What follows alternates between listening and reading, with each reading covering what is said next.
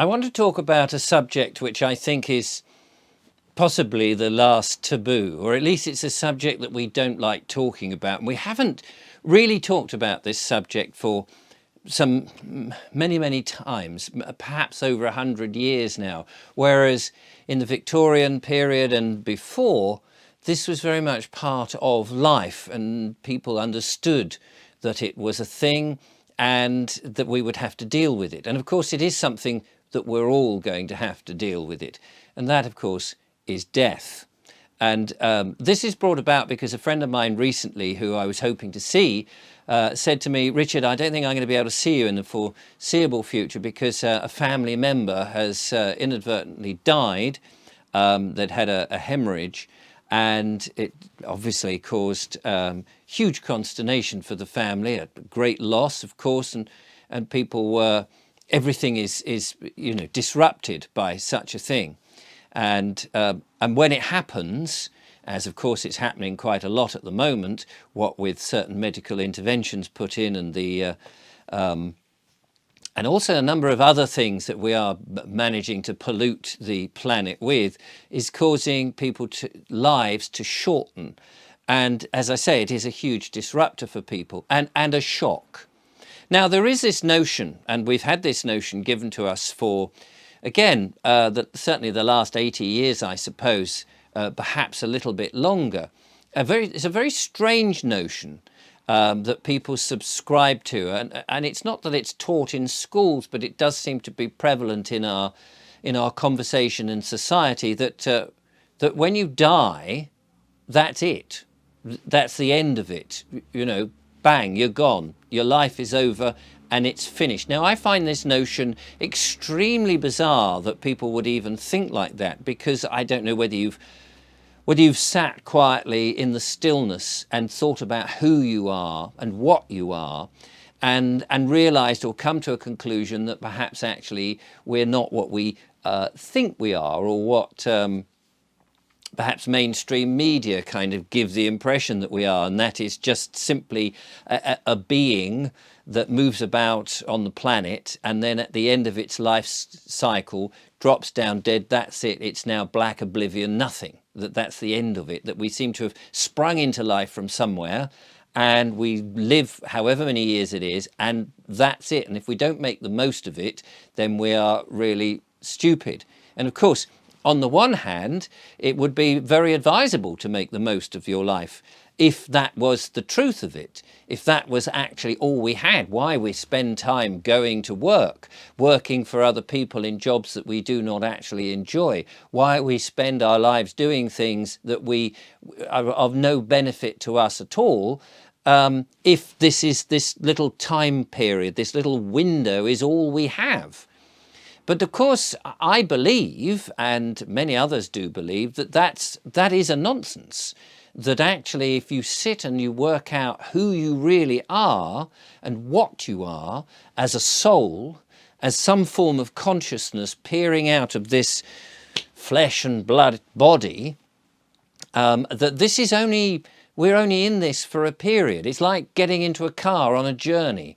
We get into the car, bang, oh, we're in a car. We learn how to drive that car, to walk and talk and write and communicate. And once we understand the rules of the game, or the rules of the road, the rules of life, we can negotiate and navigate our way on that journey. And many of us don't even know what that journey is that we're going through, and we haphazardly go from one place to another, from pillar to post, trying to work it out as we perhaps meet a mate, and we produce offspring to keep the species that we find ourselves in going.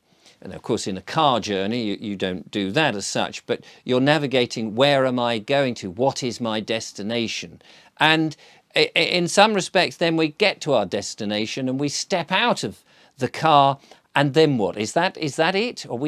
That's the end of it? Or do we go and enjoy that destination? Do we do things afterwards? So once that we have got rid of this mortal coil, this body that we find ourselves in my mind, it's very, very clear that there is a future, that there is something. Now, this is very important, Because if you understand who you are and what you are, there are two sides to this. Firstly, we know that we're not a name, this legal fiction, the ens legis, the nonsense that the governments and the corporations would like us to believe. We're not a label that's been slapped on us, and I talk about that a lot. But the other side of things is to know that actually, if we are more than just this one life, that we are more than just this physical body, that there is something else that we go to, then is that not a joyous situation to realize that actually those people, and we're often led to believe that we are, particularly in I suppose the truth and freedom movement, that we're under attack and that we're trying to be manipulated and killed and our souls captured, and that the dark forces are desperately trying to sort of keep us under the thumb. But actually, if you realize that you don't really die, that yes, this body, yes, that may go and this iteration disappears, but that there is something beyond that, that there is a future for us. Does that not, while you're in the car on the journey, in a way, knowing that once you get out of that car, the car itself, or the journey, or there's another car, or there's more at the other end, it's not the end of the road, as it were. There is more to look forward to, and therefore does that not alleviate frightening, the scary thing of death itself? Does that not, I mean, it empowers me. That's what I'm trying to say, is that yes, they can get rid of this, but they cannot get at me, because I go on. And that is very empowering. Now, we used to have those sort of notions. People believed in God. They believed that they would go to heaven. I don't personally believe that hell is a place that we go to at all. I don't think that that is true. I think that's a concoction that has been put to us to control us in some way, to make us behave in a certain way. We should, of course, in my way of thinking, be true to our own morals and our own understanding of what life is, and of course to the people around us. Do no harm or love thy neighbour is a very laudable way to run your life, and why wouldn't you run your life?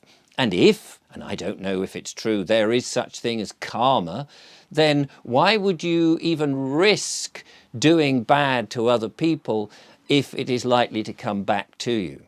But the thought that we go on, that we are not here for this one iteration, that we are not here forever clasped in this, and that's it at the end, must give people an optimism and a sense of power. And it's that sense of power, that sense that actually you can't touch me at the end of the day. Yes, you can attack my material things, you can take those away. Yes, you can attack this thing, but ultimately, beyond that, you cannot get me. That no one else can get me. That actually, in reality, of course, we're all part of the one, whatever it is, the creator of this thing, that we are one and the same with it. And so therefore it would be ridiculous to think that we can be shut down and switched off. Yes, in a very small sense that's possible, and of course one may not want that to happen, and I wouldn't blame anyone for not wanting that to happen. For example, I'm enjoying the life that I have here in this strange 3D stroke 4D, excuse me, 4D realm. It'd be nice if my throat was clearer, thank you. But I know that actually at the end of the day, at the end of the destination, I do not die. None of us do. That we're all actually part of the one. And therefore, that gives you that sense of, well, I'm jolly well going to make the most of it. In fact, it gives you more reason to make the most of it. To think, actually, what do I want from this? What do I really want in this iteration before I move on to the next one? What do I want? Do I want to spend my time working in jobs that have no use to me? Do I want to be creative? Because I believe that that is what our purpose is to be creative and to serve others. And what more noble thing than to dream up something that has never been here before, that you're creating, so whether that's writing lyrics for a song, playing an instrument, writing a book, or maybe building things with your hands, doing things with other people, laughing, having fun, enjoying yourself, thriving. Is that not what we're here to do, as well as learn lessons along the way, and that at the end of it we go on to something else? The notion that we come to an end is a very bizarre notion, and yet that is what's prevalent in this world at the moment. And so if something happens to a loved one, and I have 3 children who have been mandated and what's the word I'm looking for, have been influenced terribly to take a certain medical intervention. And of course I worry about their health and hope that they will be okay, and so far they have been. But if something happens to them or to my friends or to others, I know that at the end of the day, that's not it. They have not gone, that they are not just dust. Their bodies may be, but they are still here, and we must hold on to that and realize just who we are and what we are. And one way to do that, of course, is to take yourself off into silence and listen, and take yourself and think deeply about who you are. Feel who you are through your gut, rather than from the questioning mind that seems to work very much in the 3D and has negative influences. Really try and work out who we are, because that, knowing who we are and that we go on forever, is ultimate power. And the authorities and the dark forces and those that would do us harm do not want us to think that at all. And yet it is, in my mind, the absolute truth.